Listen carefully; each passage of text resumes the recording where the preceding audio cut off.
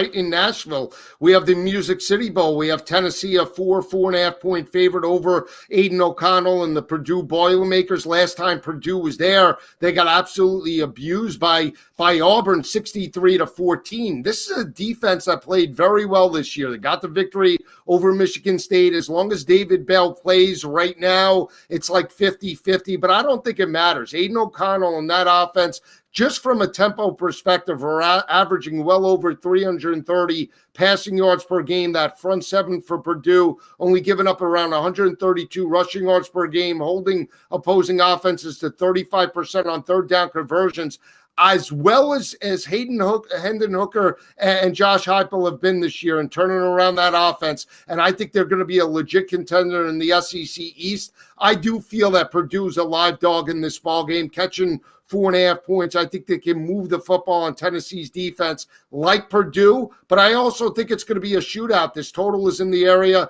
of about 63.5. I think it's going to be a shootout. A lot of points in both of these offenses. And you mentioned Hendon Hooker. He's got 24 touchdowns, 3 interceptions, over 200 rushing for Tennessee, over 200 passing. I think it's points aplenty. So like Purdue in the over in that ball game. And then how about another one? Big 12 matchup. You have Minnesota and PJ Fleck taking on Neil Brown and West Virginia. Another type of game where both teams mirror each other. Physical offense and defensive lines. Quarterbacks, you have Jared Dagey squaring off against Tanner Morgan. This line is in the area of about 3.5. I like the speed of West Virginia. Catching 3.5, I think they strike the upset there. And then one more potential upset.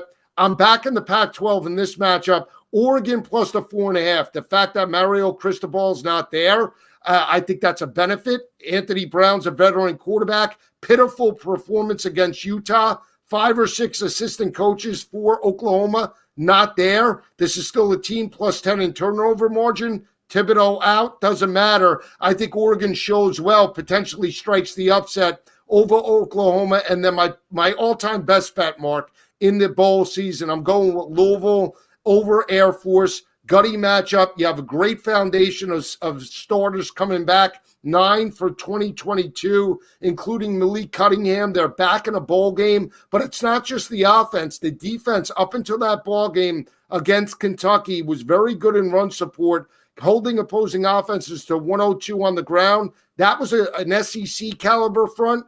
This is the triple option with a Mountain West Conference opponent. The speed of Louisville to me is way too much. I think they win this ball game convincingly by double digits. And I'm also going over the Sun Bowl. That's a blind over bet in that matchup. The Rolling Hills of Texas El Paso, Washington State, and Miami.